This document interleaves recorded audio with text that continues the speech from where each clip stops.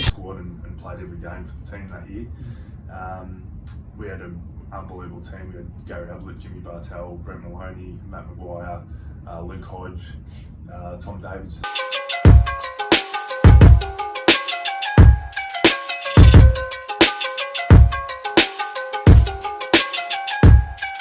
Okay, everybody, welcome to this week's episode of the One Shop Movement podcast, where we're interviewing inspiring business leaders, entrepreneurs, and diving deep into their stories and pulling out wisdom to help you understand what it takes to have success in business and life and whatever it is for you.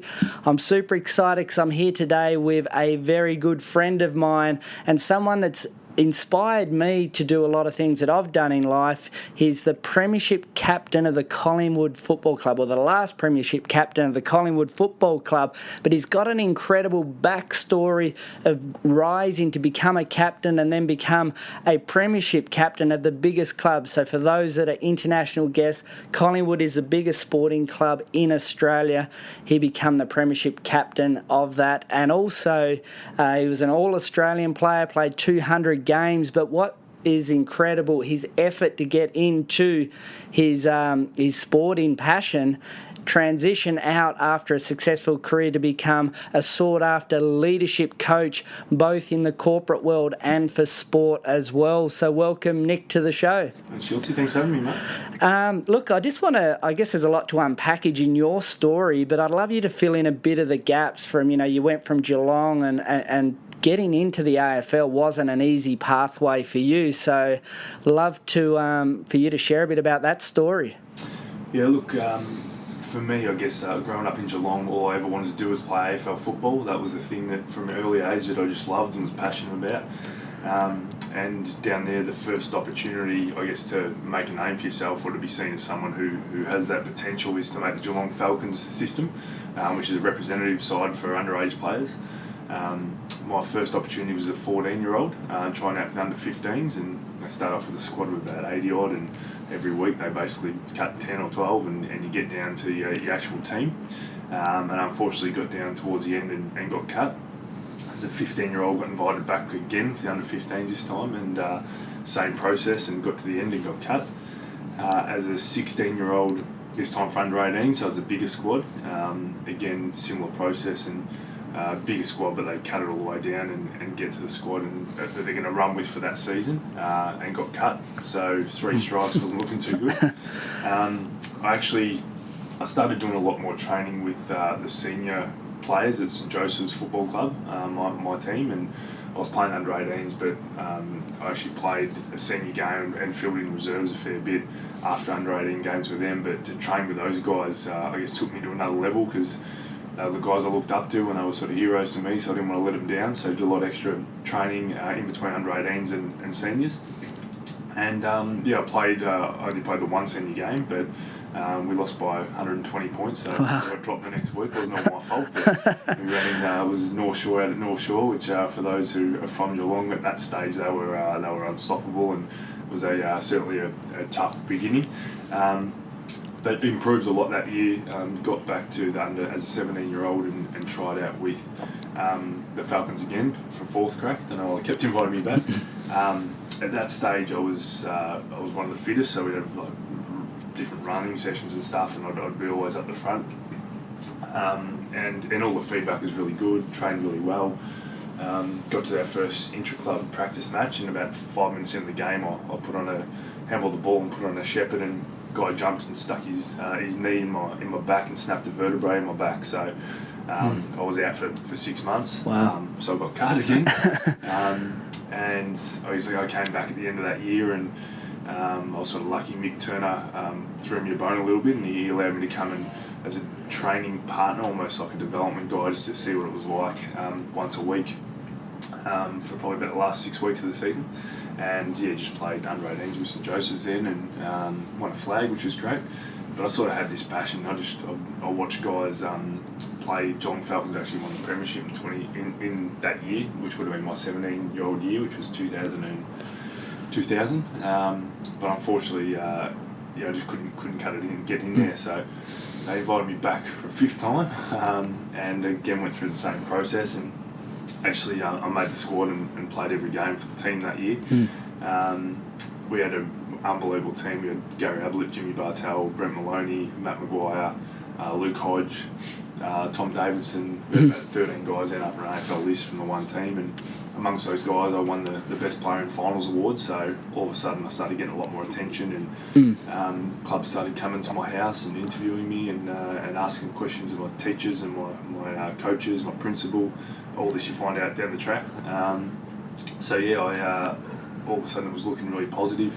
I didn't get picked, unfortunately, but then the next day I had 8 clubs ring and want me to try out for a rookie list position with them. So I guess I was sort of sought after as someone who just missed out, who still had potential.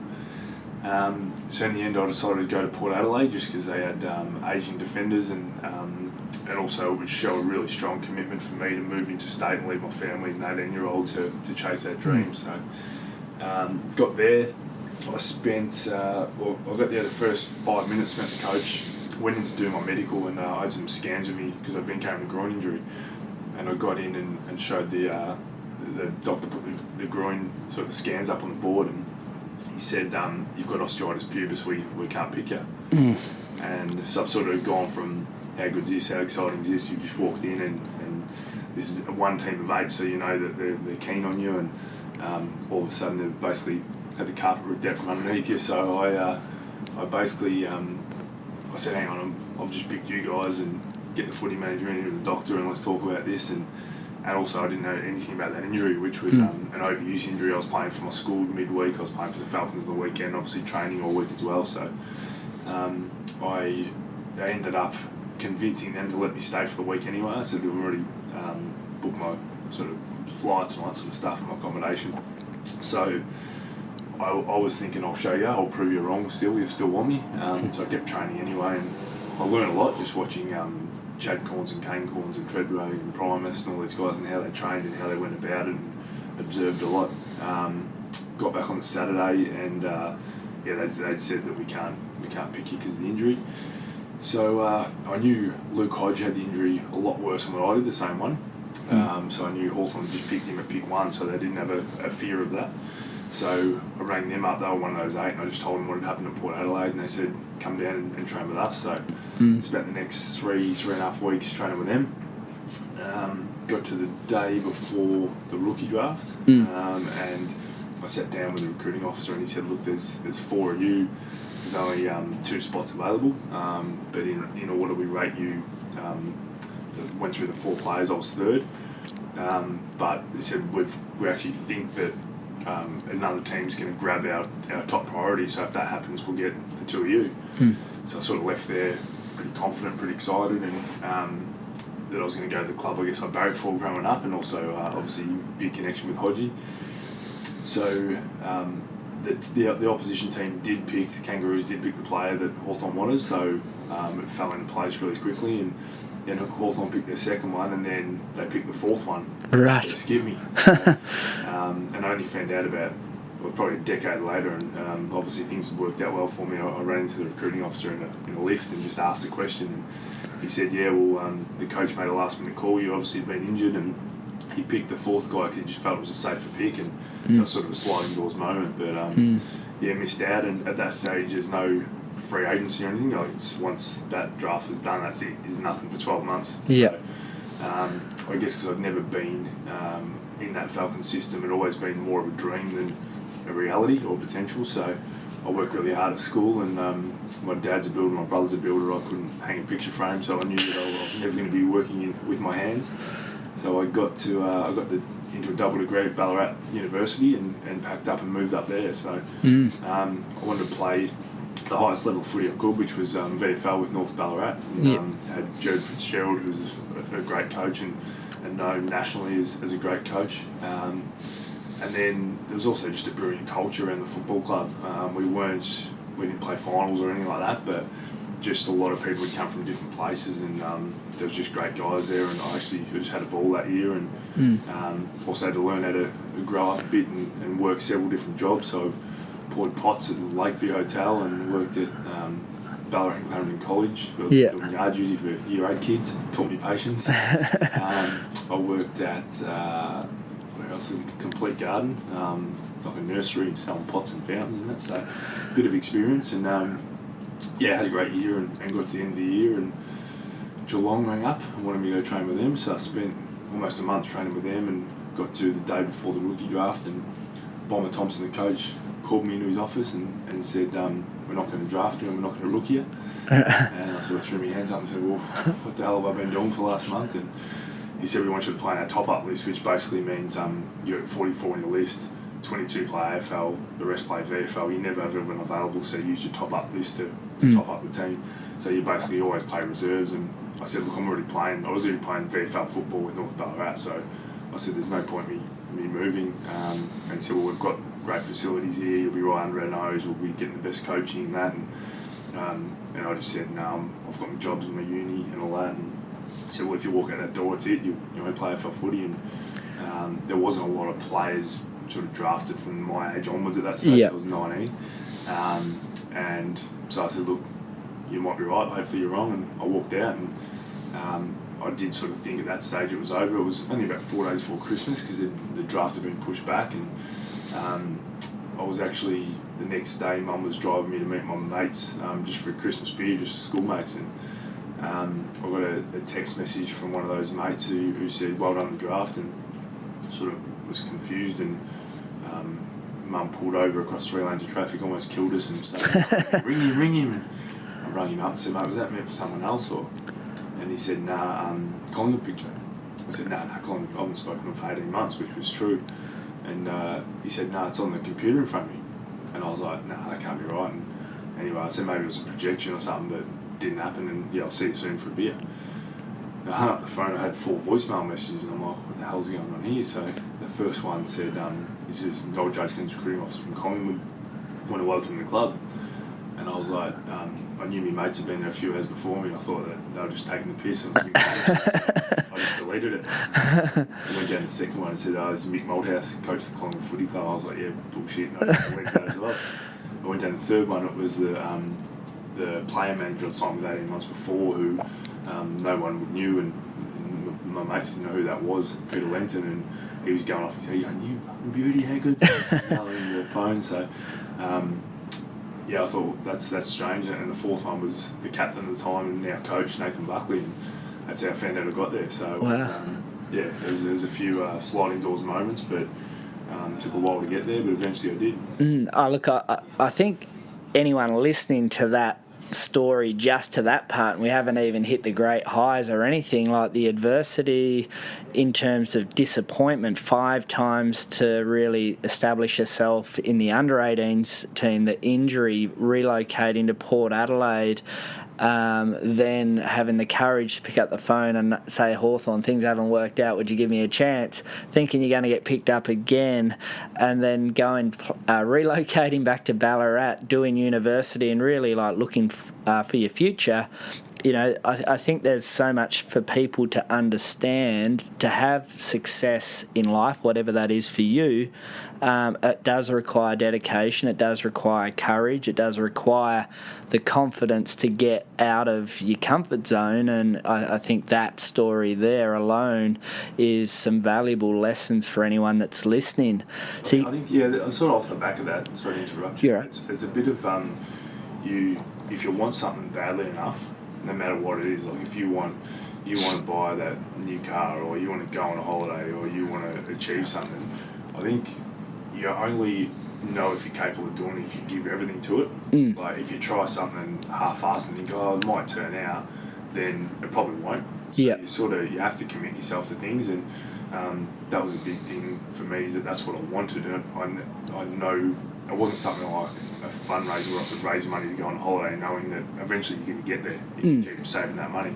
It was something that you never know if you're going to get there, if you're going to be good enough, but that's also part of the chase, I reckon, is you don't know what you're capable of until you really give it a crack, and it could have not worked out, like they might have picked someone else, but I know I would have been the best VFL player I could have been. So you don't know where you can get to along those lines, and you got to have a real crack at it. Yeah, I think for the next part of your story too, nearly the narrative's a little bit different, but there was challenge to get probably your first game, and then you become the captain, or you probably, I think from memory, you got awarded Nathan Buckley, who's the biggest name in the club nearly.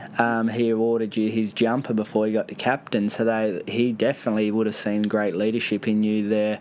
Then do you want to just share a bit about that part of the journey before we move into your highs where you're All-Australian, Premiership captain, etc, etc? Yeah, so my first year at Collingwood I was on 18 grand before tax, so it's not all beer and Skittles. I had to work. We had a day off a Thursday every week, and I had to work at Telstra to actually. So you think, AFL player, a glamorous life? No, I was on 18 grand. I was scrapping, and I was working at Telstra on a Thursday. So it was basically I was more of a Williamstown player. So Collingwood's reserve team actually played for Williamstown Footy Club. So I only trained during the season once with Collingwood. So we were sort of on a different program. So you'd go in and you'd still use the facilities, but the senior boys weren't really a part of it. So I'd go down to Williamstown, and it was great. Again, like North Ballarat, it was a great culture, better team in terms of more success, but we had some great people there. Troy West and Brad Lloyd, Sam Cranage. We had a lot of players who had AFL experience or had been around, and they really welcomed us in and helped us a lot. So that was the first part of it. I had a 1-year contract, so the next year, got to the end of that year, won a premiership with Williamstown, which was awesome to have that experience. And I got another 1-year contract, won on 25 grand, so I dropped Telstra.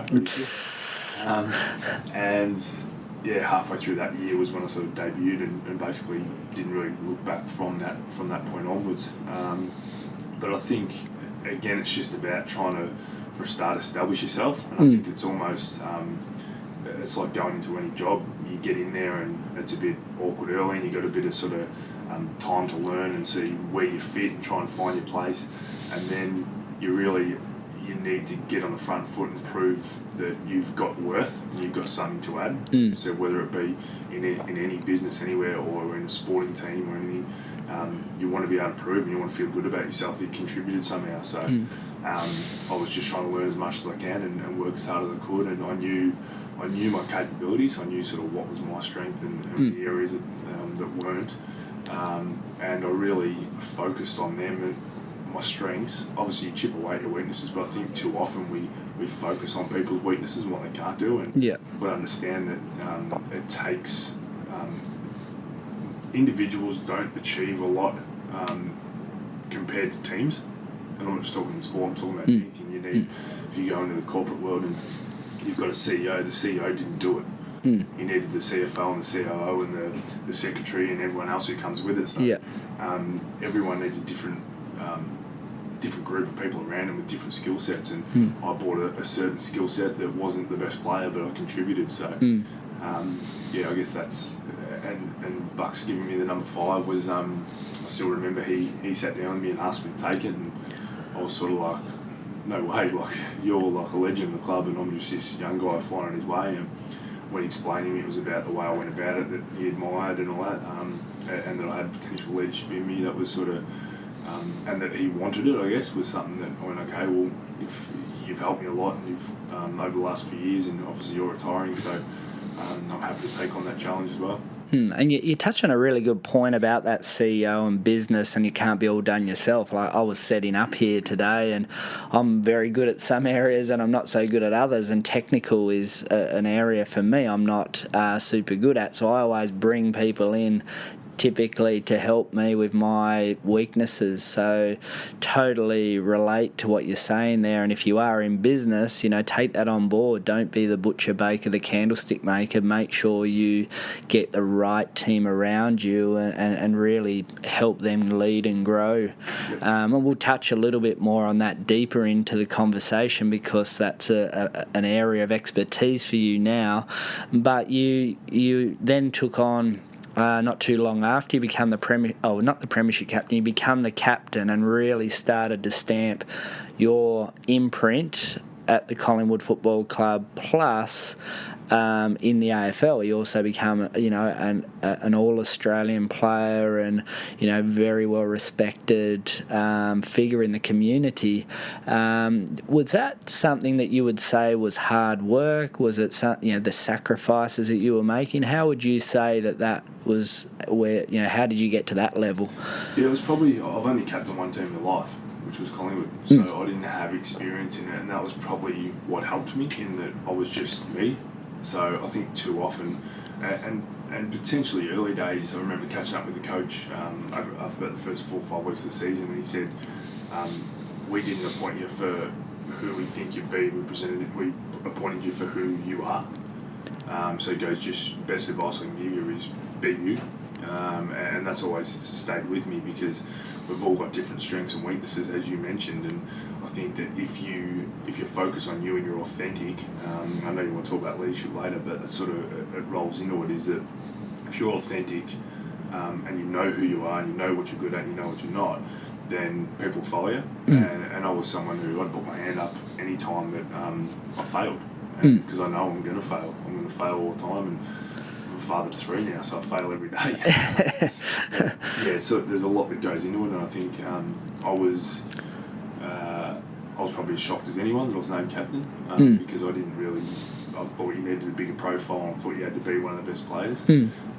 So it was a bit of cart before the horse for me, in that I became a better player after I was captain, so I guess the responsibility sat with me, but that's also where people with greater knowledge and greater understanding of what it takes spotted me and picked me out, and they saw something that you probably didn't see myself, and I think that's something that stayed with me in terms of working with other leaders over the last 18 years, is that when I see leadership in anyone, I talk to them about it, because I remember how good that made me feel. Yeah. So whenever it is, so whatever situation is, go, that was great how you did that presentation. I loved how you talked about this. That really stayed with me. Yeah. And just giving that little bit of positive reinforcement makes them go, oh, that was great. I want to do the same thing. Yeah. I think while we're talking about becoming captain of Collingwood, because you sort of jumped out of the box and felt, as a passionate sports fan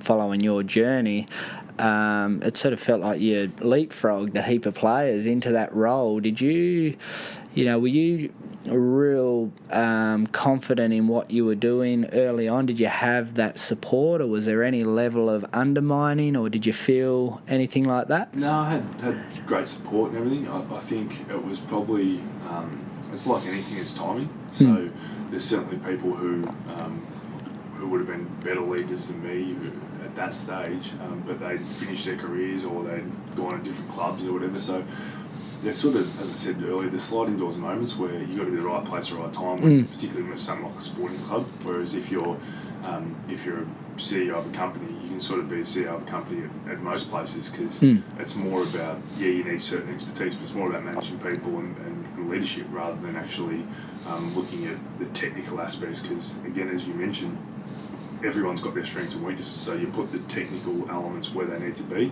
and then the responsibility of the leader is to bring that out of everyone. So I guess because I knew what I was good at and I knew what I wasn't good at, then if I marked the ball in the back half, I was looking to give it off to the guys who were great ball users. Because that's they're better kicks than me, and that's their skill set.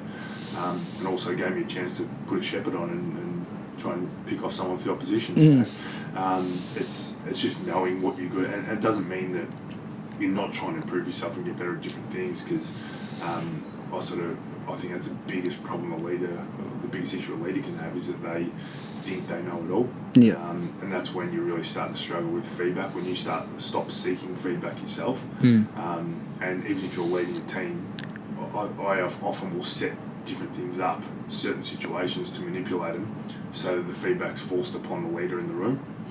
So obviously in certain roles that I run, I actually have to be the one who gives that feedback, but in other times I'll set it up so that it's done. You almost have to manipulate situations because people don't have the confidence to challenge the leader or challenge the boss, and if they don't, then you're starting to fail straight away.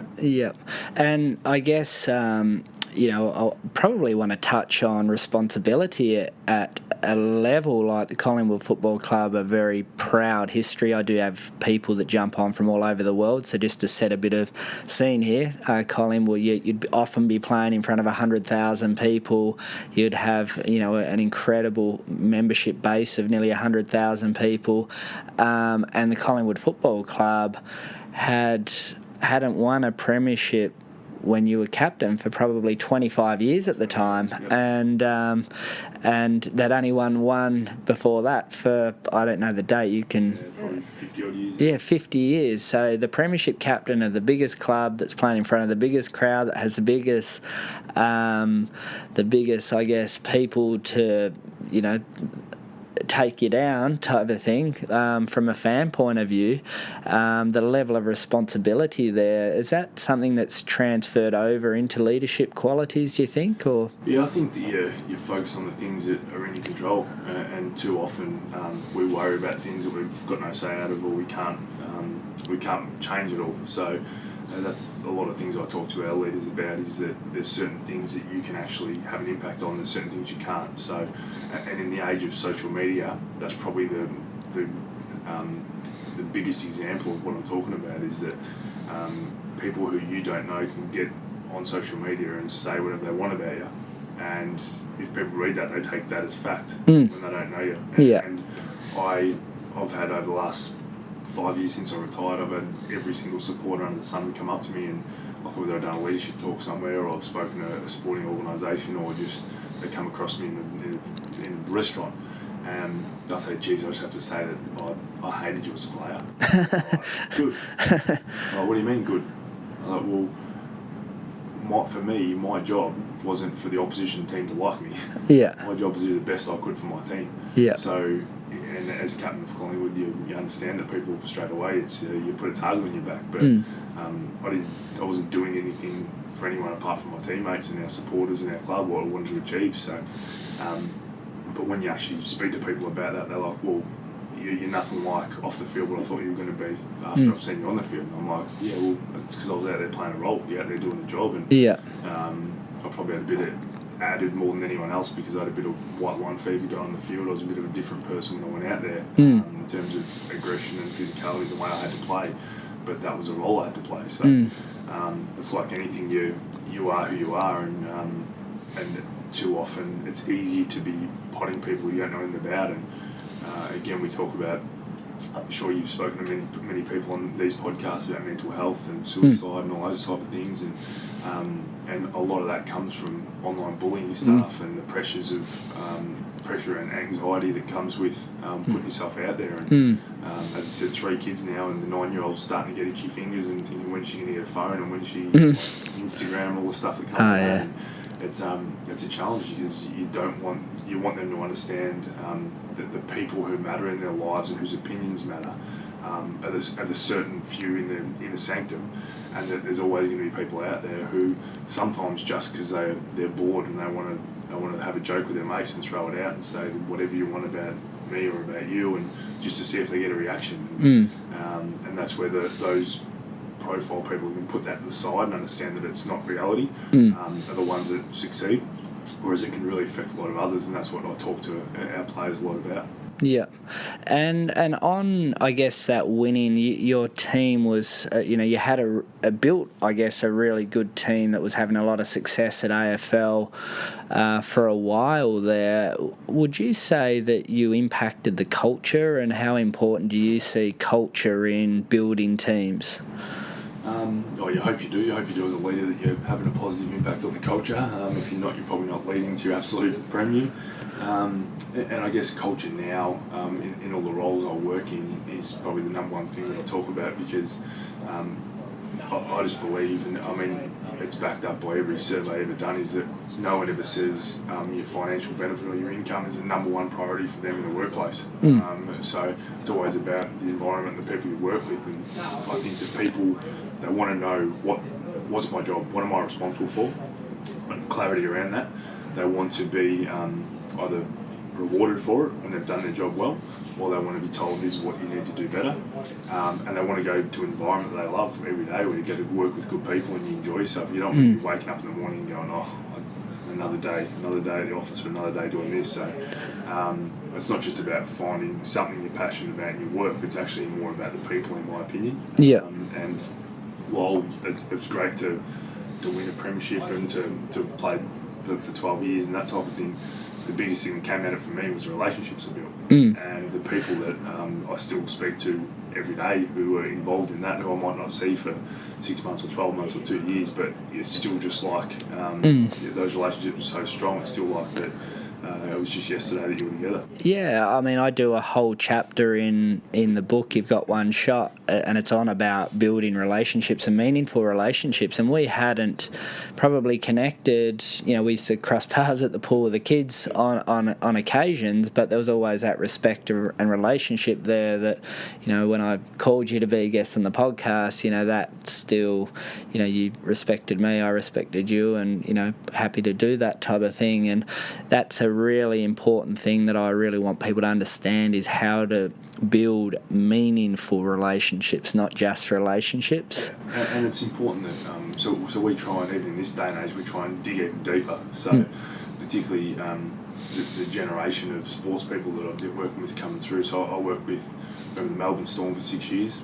I was with the Giants for a couple of years in the AFL, and now I'm with Collingwood now, where I work with AFL, AFLW, so the women's players, and the netball team, and admin. So there's a real broad array of different people and different backgrounds. And this generation of the 18 to sort of 28-year-olds in that bracket there, which I'm not that far removed from, but they want to know, if I was told this is what we're doing, I'd be like, okay, sweet, let's see how I do it. Whereas now they want to know, why we're doing that. Yeah. What's the purpose of this? What are we going to get out of this? And so that's for their minds. So while we're talking about your career, like it's clearly an incredible career, before we get talking about the grand final and the experience of that, because, you know, experiencing the Holy Grail is, you know, something that I, you know, really want to talk about. But along your journey, you would have been thinking about life after football and what that was for you. When did that start, and what did you do around that? I was probably always doing something, but I was never set on what it is. And even today, I don't know exactly what the next 30 years hold. So I was doing a lot of commentary stuff, because obviously in the role I was in as a player and as a captain, you had to do a lot of media. So I was doing TV, I was doing radio, special comments, working in different businesses for different experiences. And I guess the leadership one, post-football, was one I sort of fell into a little bit, in that I was set to go work in a BDM role somewhere, and I was doing media. And then we've got a famous coach here in Australia called Craig Bellamy, who's basically seen as one of the greatest coaches in the history of NRL, which is rugby. So he'd go into a different sport. But he rang me up and he asked to catch up for coffee and basically started chatting about a leadership role they were looking to implement, and that he was wondering if I was interested in going in. So that's sort of the way that came about. So I never had attributes, or again, I've never thought I know leadership well. I've never really focused on that. It's just sort of going about your business, really. And you were still playing at the time when that was happening? I just retired, okay. So this is 2014, so that was sort of the way that came about. So before that, I still wasn't certain about what it was going to look like. I was just trying a lot of different things. Yeah, and you went to university and so on. Was that your university course that you were doing? Was that around management, leadership, or anything like that? Yeah, it was human movement management. It was a double degree, so it was sort of both. But the management part was the one I enjoyed more, and the business part. So I probably thought that would be the way I'd go down more than the human body, and looking at the human body, which is sort of, when you work in sport, you'd think that would be the one that you'd lean more towards, but I sort of enjoyed the business part a lot more. Yeah. Okay, let's go back to the Holy Grail. Like, if you're in pursuit of any level of excellence, there's a journey that you've got to go on, whether it's, climbing the corporate ladder or building a business that operates with or without you. For you and for every AFL player, it's playing in a premiership, but for you, you had the extra cream on top, being able to be the premiership captain of that team. When did you think that was going to happen? And, was it 2 years before before that you're building? Did it just come out of the blue? Like, what's some of the things that really stood out for you there? Yeah, probably 2009 when I first took over, we started talking a lot more about winning a premiership and actually putting it out there instead of being an elephant in the room. Because we knew that as a club we hadn't been that successful in terms of winning them. We got to a lot of them. We played a lot of finals, but we also had a new group. We lost a lot of our more experienced players to retirement over the 2 years previous. So I guess with youth comes enthusiasm and not knowing what we're capable of, and we started talking a lot more about being the best and winning a premiership. So I think we started to set the foundations through 2009. We lost a preliminary final, so we finished third or fourth. And then the next year, as the season built, we just got better and better, and probably by about 3/4 way through the year, we thought, yeah, we're up there, and this is the chance for us. So we went through the final series. We won our 2 finals pretty convincingly to get into the grand final, and we were favourites grand final day, and we were probably 3 or 4 goals up at half time, and like any good team, like St Kilda were at the time, they just hung in, and they were one of the toughest mentally and physically teams that had been around for many years. They'd lost the grand final the year before, so their hunger was at an all-time high as well. And they were well coached by Ross Lyon. They were a very good defensive team. As I said, they were just mentally a really tough team. So they hung in there and got to the end of the game, and probably was not going to happen anymore. But one of the most unique things in world sport is that if you draw a grand final in the AFL, you had to come back the next week and do it all again. So that was tough, and so to put that in perspective, it's like the Super Bowl finishing on an even score, and there's no extra time. It's just, no, you come back and do it all again. It happened 3 times in 150 odd years, and unfortunately we were one of them. But you were that day there, it was a beautiful day, the weather was great, there's 100,000 people there. Your energy would have been absolutely sapped out of that day, and just to get up off the canvas and go, we've got to go back, do recovery and do it all again, that would have been just, would have been draining. Well, it's sort of, there's always a physical element to it, but it's more mental than anything, and I think that we had some great people around who just talked about, well, we're in a grand final next week, let's go do it. Like, it's not. And it took me probably a few hours to realise it wasn't opportunity lost, it was opportunity postponed. Yeah. And that we still had a job to do, and it just adds, I suppose, to the story that you had to come back and do it all again. So it was a tough week that week, and I think by probably Monday, once we'd done a review and we looked at a lot of the things that we did poorly or St Kilda did well, that was when we started to turn and go, you know what, we're right here, we're in good shape, and everyone obviously did everything they could recovery-wise to make sure physically they were right, but it was more about trying to get everyone up mentally again to do it all again. Well, that's and you got the win, and I'm sure that feeling to win a premiership, and you think back of all the challenges, adversities, the injuries, the setbacks, the travels to Ballarat to relocate, the travels to Port Adelaide. Just that journey. It's such people need to understand. Like, success does require a journey to go on. Yeah, and there was a lot of probably elements to it. For me, the big thing was a relief. It was. I got one, and they can't take it off me, and we will always remember this, and no matter what happens from here on in, we always know we got one. It was also you have a strong bond with a group of people who are involved in that forever. So even players and a lot of the staff and coaches that we catch up once a year. So we have a luncheon every year where we catch up, just us, and that's something we wouldn't have done if we hadn't have won that.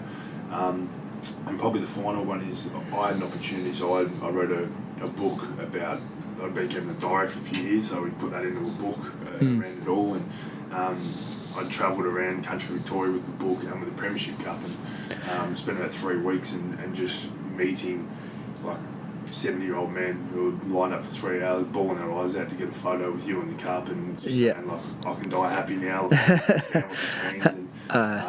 And that was, to me, that was really special, because you found out that yeah, you've made your own memories and you've got things for yourself, but what it did for other people and what it meant to other people just took it to a whole new level for me. Yeah. Oh, look, I mean that, and you played in a losing grand final as well the next year, and you were favourites going into that grand final. Yeah. Or? So we only lost to one team the whole year, and that was Geelong, and they beat us 3 times. Right. So, yeah. So it was a tough one. I think a lot of things just went against us at the wrong time, and we were playing a champion team who'd won 2 of the previous 3 flags, so they were obviously very good. And they were better on the day, and they had more momentum going in that day than we did. And that's another thing. You can sort of you need a lot of things to go right. For anything to win anything or to achieve anything. So sometimes there's stuff that's outside your control that you've got no say out of. And there's a book that got my big bookshelf over there. A book called Resilience, and a guy named Eric Greedens, who's a ex-SAS leader, and he talks about in this book where there's one of the people that in his team, there was only small teams of 6, and they finished. He had a bit of sort of post-traumatic stress. This guy didn't know what to do with his life, and he's writing him letters, and they're writing back and forth to each other, and about different stories and different experiences, and this becomes the book. And one of the things he said is you're not responsible for everything that happens to you, but you are responsible for how you deal with what happens to you. So ultimately what he's saying is that shit happens, bad stuff's going to happen, and you can either just let it worry you and take it on board and go, well, it's the universe's fault or it's someone else's fault, or you just go, well, I can't change what's happened, but I can work out how I'm going to deal with this and make sure that A, it doesn't happen again, or if it's something in your control. If it's not, then B, I'm just going to be best prepared as I can to attack it the next time. And look, I guess this whole project that I'm launching is a bit of a legacy thing for me to give back and share a message, because I had to face, losing a boy stillborn, and how was I going to deal with that? Was I going to go and hate the world and roll up into a corner, or was I going to go and continue in a positive way? And that's the direction I chose. And 5 years into that journey, I decided I'm going to get the message out there. You've got one shot at life. Go out there and give it your best shot, which is, the foundation of my social media movement, my podcast, and my book. So, and probably speaking gigs in the future. So let's. And you retired 2014. Yeah, so I got injured halfway through the year, and I was pretty shocked by then. I had 5 surgeries at the end of the year to put myself back together, and I was mentally pretty fried. So. I finished up then. I was probably a bit earlier than a lot. I was only just turned 31. But I was just sort of, I was ready for what was next. Yeah. And what was next? Because you were, a highly sought after media personality at that time. You were getting gigs on, the mainstream channels as guest commentators and so on. You mentioned Craig Bellamy inviting you there. There probably would have been options to stay on in some role at Collingwood too, I'm gathering.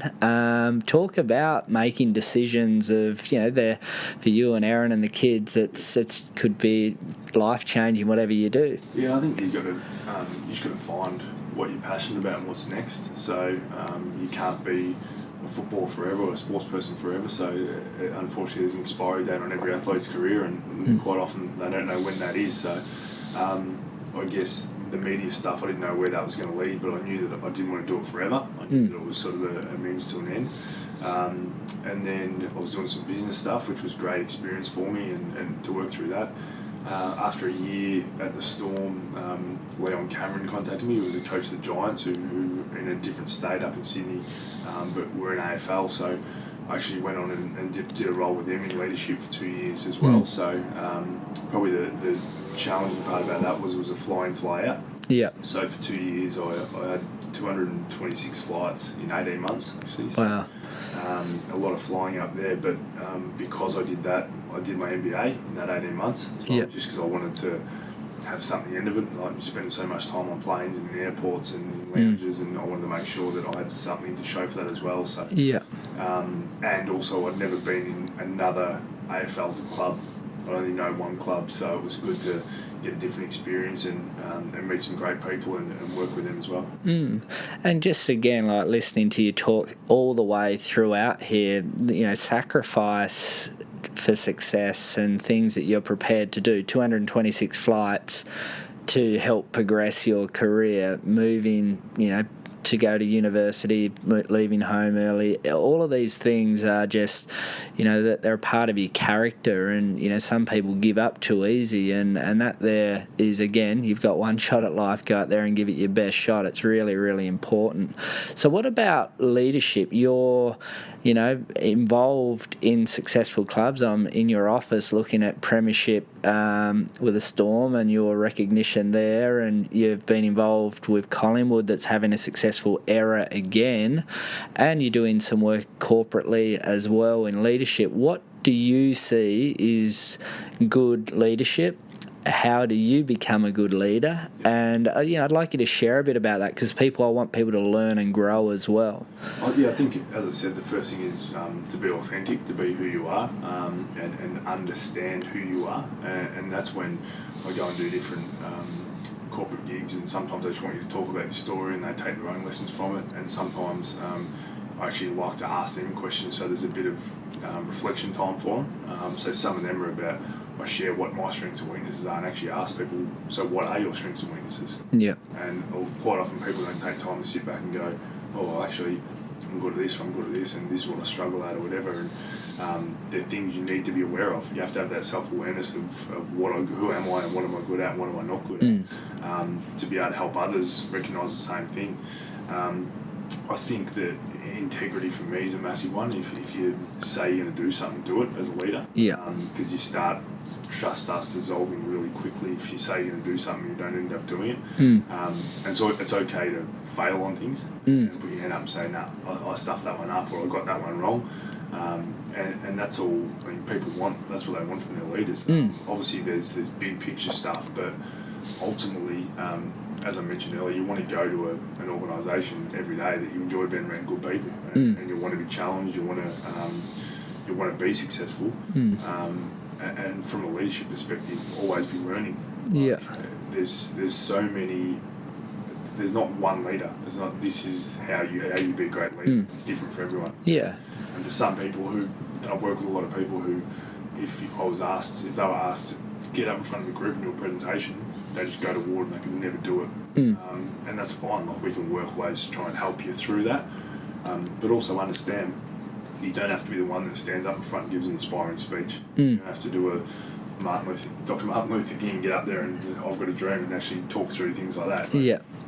Sometimes great leadership is just someone who can identify a technical element that everyone else has overlooked, because they'll look at the task rather than miss the detail in between.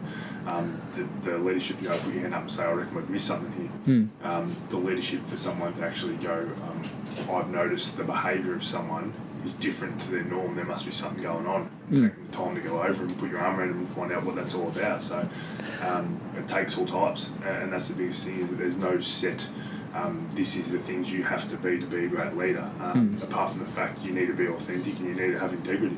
Yeah, and I guess, with leadership as well, leading by example, that's pretty important. And I guess, the whole growth, and I'm looking at your book stand there, and there's incredible books that I think, you're leading by example as a leadership coach. That's. And it's also, I've got my little leather book here that I keep, and I've had probably 7 or 8 years of this where I'm reading a book and I'll just a quote or something will pop out and you go, oh, that was good, and I'll write that down, write down where I got it from, who said it, like what page it is, so I can go back and find it later, because you end up, you read books or you watch documentaries or you read articles, there's 4 folders up there on just articles of different things that I've picked up and that I've got something out of, and sometimes you get stuck. Like every single leader, there's situational stuff where you go, geez, I don't know what to do about this, I'm not sure about this. I'll go flick through that book, or I'll go flick through some of those articles, and something will jump out at me and I'll go, that's it, that's the answer, and then I'll go and get it. Or have the courage to actually get some of your team together and go, I'm actually not sure what to do here. Yeah. I actually don't know what to do. I've thought about this, I've thought about that, but what do you guys think? Have you got any ideas? Yeah. And again, a leader has the ability to say that. I'm not sure what the answer is. Yeah. What do you think? Have you got an answer for me?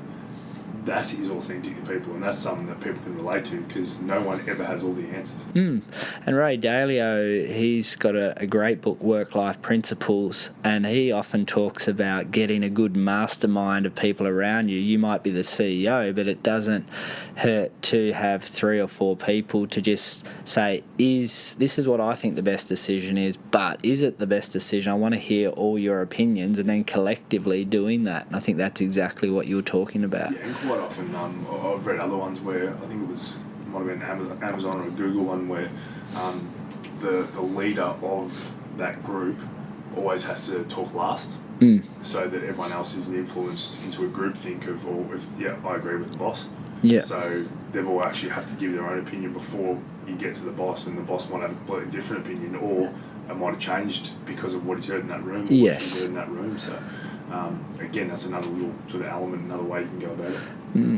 Well, at the end of every episode, I always have like a bit of a rapid fire thing where I ask a few questions, and I just always start off with, what is your favourite book? Like, is that... Yeah, I've got quite a few. Or you could list 2 or 3 books. Well, I love Legacy from the All Blacks because I work in sporting teams, so that's a good one.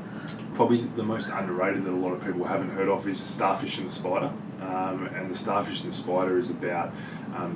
ultimately, in a nutshell, if you cut 2 legs off a spider, it'll still get around, but it won't be able to function properly, and eventually it'll be prey. If you cut it in half, it'll die. If you cut its head off, it'll die. A starfish, if you cut its leg off, that leg will grow back in most species, and on a lot of species, the leg that was cut off will grow into another starfish.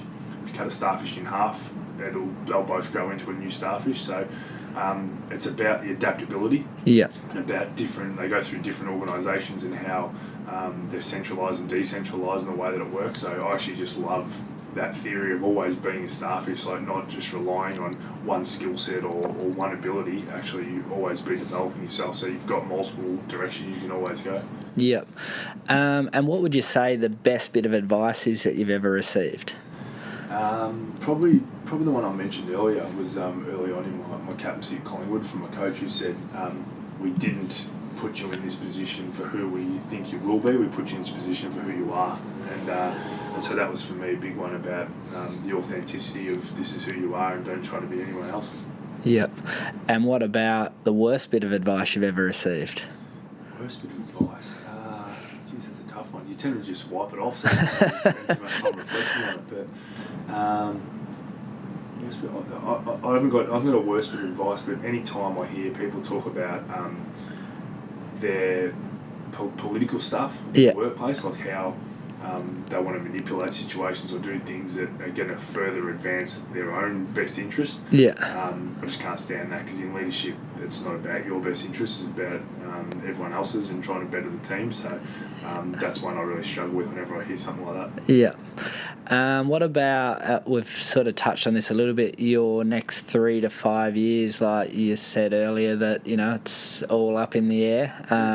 Where do you see yourself? Is it still in leadership, coaching, in sport? Yeah, don't know. Again, I've sort of, I go along and throw myself in everything that I do, and you never know where it's going to come out. As I said, I didn't know that I'd ever work in a rugby team when I've had no experience in rugby, and I've been there 6 years now, so I never knew that I'd come back to Collingwood and be working with netballers and AFLW players and that, so in women's sport, so I never knew I'd have involvement in that. So I think you just keep your options open and always thinking about not only how can you better yourself, but also just challenge yourself with different options. And it's easier to say no to do a podcast with someone they ring up, or to do an interview, or to go and do different things, but you always get different things out of it, and you have different experiences, and someone might listen to this and go, actually, you want to get him in to talk to a group about something, and that's a different experience again. So